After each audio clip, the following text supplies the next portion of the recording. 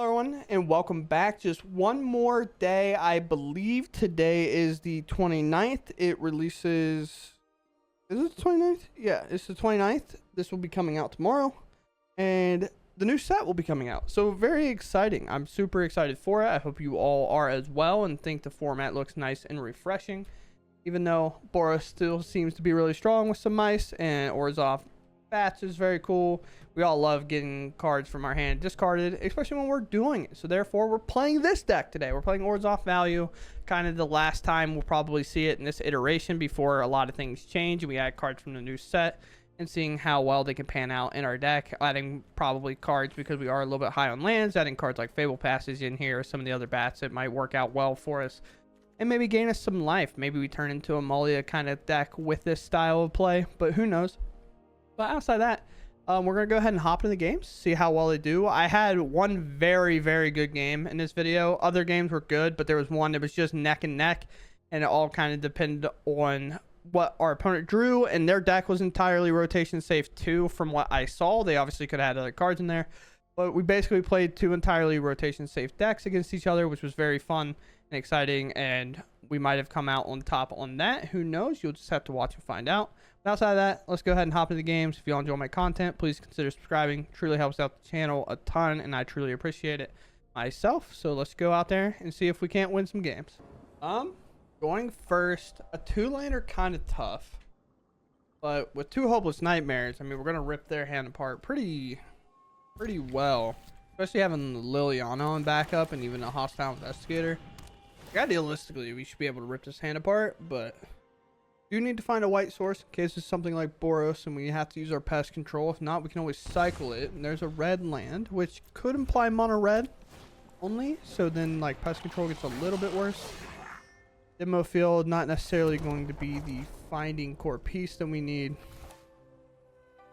I guess I just establish other Hopeless Nightmare,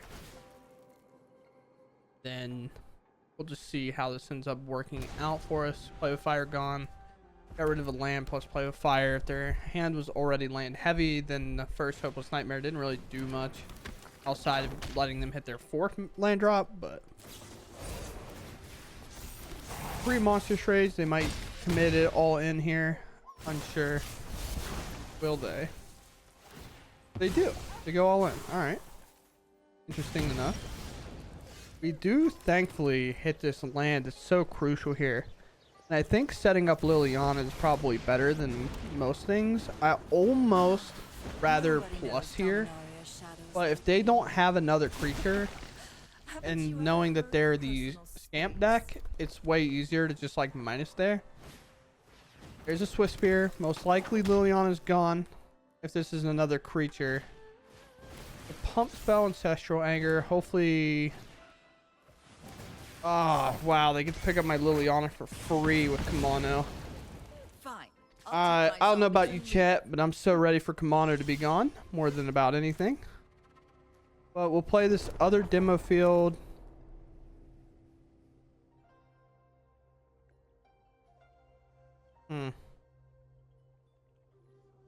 I guess I don't care. I still get to scry these, and it's not like bouncing them gets me a lot of value. Now I'm looking for like a Shieldred more than anything. Still think I'm just like digging for the best draw possible, which is a Shieldred. Especially onto a blank board. Another Swift Spear, not necessarily my favorite thing I've ever seen. Second Pest Control, which is fine. We'll play Hostile Investigator, hope it's enough. We just need them to hit a dead card here. We'll see. I'm getting to pick up my Liliana for free is kind of brutal, but a shock. Alright, well, we hit a decent land. Like, of all lands to hit, that's a good one. And I guess I just still do this pest control. Get that out of the way and hold our creature back. And the reason we do that is 4 things like Ancestral Anger. There's the land, finally. Now we can bring this up. Go to combat, attack, gain 2. Create some separation from like a lightning strike or something. At a ruckus. Smart play by them. Get the ruckus away, so I can't do anything about it. And now, because I'm going to 6, I'm going to try to close the door, especially considering it's now lethal next turn. And we end up coming away with the win against mono red, going all the way down to 2. Very interesting. That was a tough fight. I thought the mana was really going to get us there. One of the hard things about rotation when it comes around, but I'm super excited about Fable Passage myself. But first, yeah, I'll probably start off with the Hopeless Nightmare. I could wait, just kind of see what it's about, but I think making sure I kind of dim their hand immediately is good. Oh, especially on a mulligan. Definitely want to. If they mull again, then Hopeless Nightmare feels back-breaking, at least anytime I've been in that position, for sure. Nothing feels worse than mulling and then being forced to start with 5 cards on the draw, especially if your mulligan choice was pretty tough. But we'll see what happens here. Mirrex in the bin kind of implies Boros if I had to guess. Wow. Figured it out, chat. There's a Shieldred. Pest control good. But I'd rather just hold pest control. Do I want to hold up, go for the throw? I guess not, right? I think I just get this land down while I can. Obviously, I could play it next turn, but I can also, if I rip a cut down or something, their hand's a little slow here. It's definitely a good opportunity to get the second Restless Fortress down. And we're just looking to go for the throw, a threat here that's important. Third land in a row. Haven't played anything since. War Leader Call, kind of annoying. Do I have to go for the throw at this creature? I think it's worth it. Obviously, I have pest control, but I'd much rather wait until they Gleeful Demolition and kind of build up a massive board. Do this. I play Shieldred, and now we just see if that's good enough. Case is kind of their only removal. Sometimes they play Get Lost, which would suck, but then we also have the Steel Seraph and a Guardian afterward to flicker a Steel Seraph to make it larger. But they also have ping opportunities here, but Shieldred helps negate this alone, which is what's interesting. Doesn't help negate that, though. That's a lot of damage comparatively. That's 3. They're down to 1 card. They can crack this clue and draw a card. They choose to wait, which is definitely the smarter decision. However, we're going to throw a pest control up. We're going to pop the entire board. And if they let this resolve before cracking the clue, they lose the clue. They give it a double read, and they actually pull it off. Very nice. Gotta hate when you're playing a competitive game and something that simple was missed. Because it's like, very clearly, they don't want to miss that. I'll just take the Deluge because it's just kind of good in this matchup regardless. Rather have it instead of a dead card on the coming turn. Play our Steel Seraph, target this, give it lifelink, attack, hit, go up to 19. Basically ensuring that War Leader's Call alone is not going to drain us out of this game anytime soon. Then now I have a flyer that can attack. Shieldred kind of ticks him down. I could bring this up, but I don't think there's a point. Shieldred wins the game on its own. Here. Of course, get lost as possible. I'm afraid of a Wandering Emperor, kind of. So I'm going to put Vigilance on this thing. Okay. Another reason to kind of give myself Vigilance. Protect myself here. The double ping, like, I'm still attacking. Force a block here. Our opponent really fighting this game out. And then I play the Guardian. I flicker this creature. And then this is basically a way to scam it in terms that now this creature will enter and be a 5/4. Which is very cool for us. Yeah, we're getting blessed here. We're going first quite a lot. Very cool. Got one of our namesake cards in the final showdown, which is very cool. Not namesake cards of the deck, I guess, but a card I'm really trying to play out a little bit. Just see if maybe this card will have a future in our format at any given point. But the instant speed board wipe is nice. It's just a little bit hard to pull off in our deck. Oh, Gerald, just discard a land. I believe in you. We'll draw another one. The Monstrous Rage. So mono red, there it is. Or Boros, or... Okay, so we're Boros Heroic then?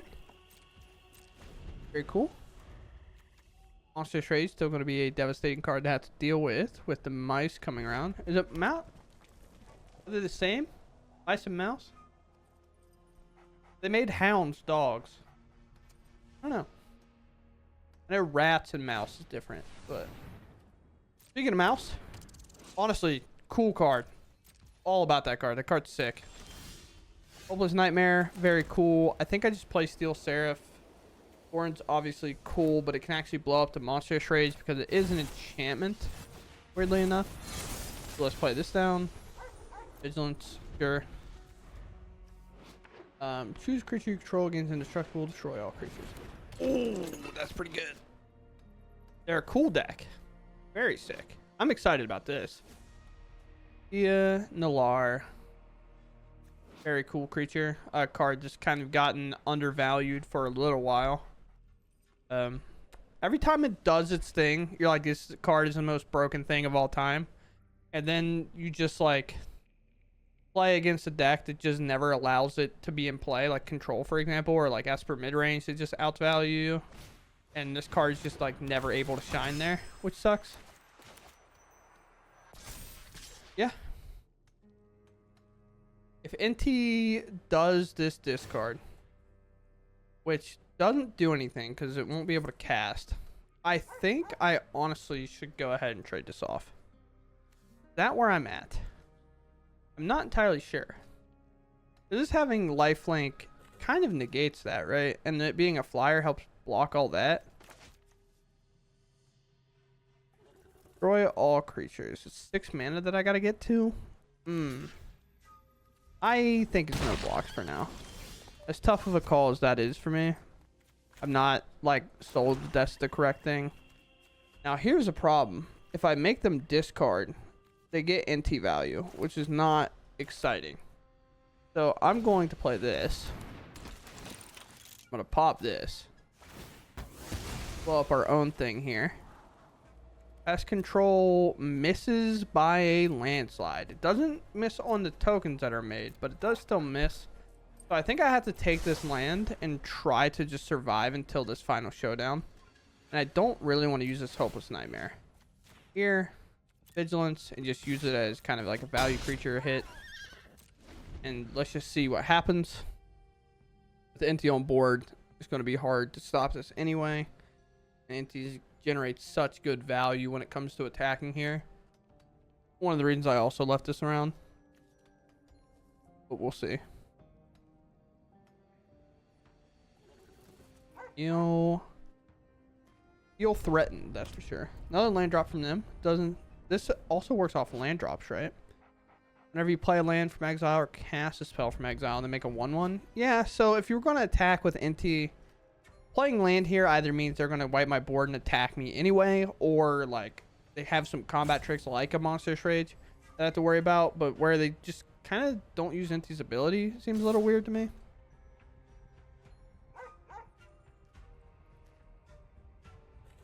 I'll attack here, put a counter on it, and I'll just have Lauren block it. Kind of just because I feel like I need to. They get rid of a land, so their land's flooded here, and they hit a land, so now they can't play it this turn. They've already played their land. This is kind of what we brought up here. If I block, do I double block? I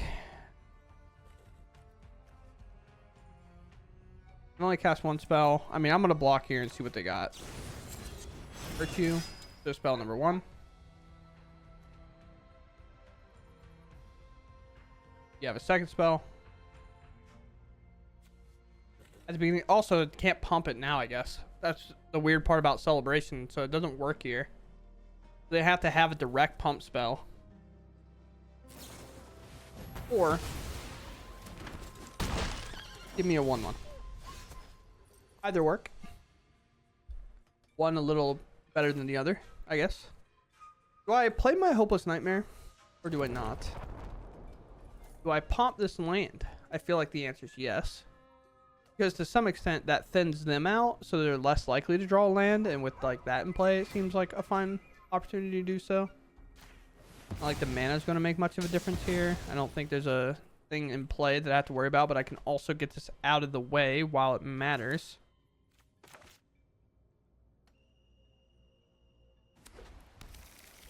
Take this action.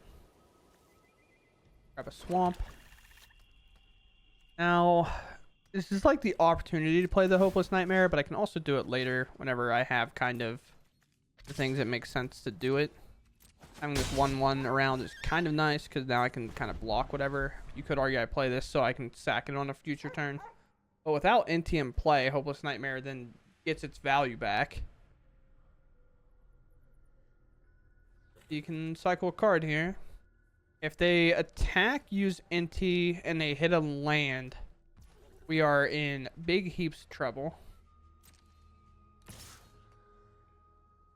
Definitely, arguably, in my opinion, what they should do. I also like this card. It's just a little expensive. Also, respectable. My opponent's also seeming to be playing a rotation-safe deck thus far, which is kind of nice and refreshing. I know that obviously, like, me being a creator and trying to play rotation-safe decks a little bit. Ooh, interesting.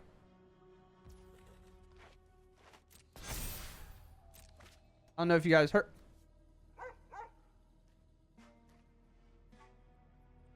That sucks. Also, don't necessarily agree with this here. This happens before blocks, so I'm able to throw a block here. I guess because I'm gonna wipe the board anyway, it doesn't really matter how I kind of block this out. This has trample, so there's no point. Hopefully I don't lose power during this game. It is thundering outside. Hopeless Nightmare, kind of a no-show kind of thing. I guess I can just wait here. I can't think of an indestructible ability that they might have. Also, I guess there's like no point in waiting. I guess if they play more creatures and do a lot more committing to try to get more like more lethal in play, I guess. Go to combat. Just do this. Get all those out of the board. And we kind of see what happens from here. Second NT. Making my card once again not good. Alright. I mean, realistically, I'm just popping these. Why they're empty-handed, because it makes more sense to do so. Wow, it is really thundering outside. Kind of a good time. Monsters Rage. Wow. Monsters Rage is good, but they don't have a red mana. When they cycled the Rend Resolve, the auto tapper tapped their pain land. So this Monsters Rage is just not playable here. Wow. That's remarkable. I'm gonna go ahead and do this, get this out of the way. Shieldred seems pretty good to play on this board. Even though they do have the Monstrous Rage, I still have to play this Shieldred. I mean, it's just significantly better than not playing Shieldred here. So now, my opponent has to kind of Monstrous Rage this. Hopefully there's not, hopefully it's a dead draw from them. Monstrous Rage doesn't kill me here, right? A 2 on 10 a turn, put a Monstrous Roll token on it. I guess if they discard, it does.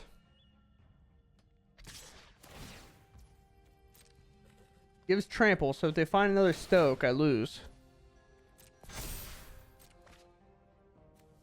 Mouse. This is exactly 3, correct? Yes, so I have to block.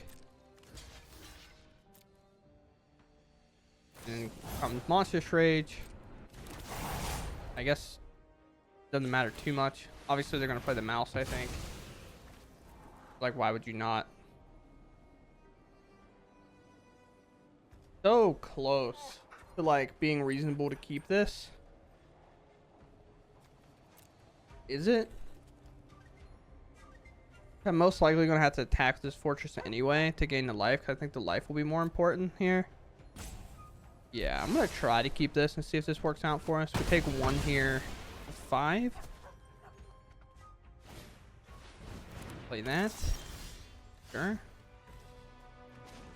This up. Trying to win the game here. Down to 7, or up to 7. Kind of in the lower ballpark where we want. Will they block? Also, if they have to block here, or feel like they need to block here, set them to 1. Put a stop on our upkeep. Buzzers are circling. Oh no. Good game. That was a really good game. Man, I loved our opponent's deck. Super sick. A super fun game. And we bring up the fortress and we attack. Outside the fact that it's storming pretty hard here, I am going to call it, other than like rotations just right around the corner. I did a draft video yesterday and I left it up for like 2 hours and it did really bad. So I kind of just cut it and I was like, oh, we're just going to go another day without uploading. It really sucks because I hate it. I want to be very consistent, but without like new decks, it's kind of hard, especially considering I'm playing old standard. But here it is. This is probably the last time we'll see this deck in this variation of it ever, you know? Like, even though this whole deck's rotation is safe, we're obviously going to be adding cards from the new set, especially with Orzhov and how strong Orzhov is with the bats and stuff. It's going to be hard to even justify playing this in comparison to how strong that deck can be. But here it is. I hope you all enjoyed, and this deck's one of its little rides here is now coming to a close. So very cool. I'll probably upload Mono Black tomorrow. Maybe. I guess it'll be Wednesday. It'll depend if I can get home and get the video out in time. I do work on Wednesday, unfortunately. So it's going to be a little bit weird timing for me if I can get it done in the morning. But outside of that, I hope you all enjoy, and I'll catch you in the next one. Thanks for watching, and goodbye.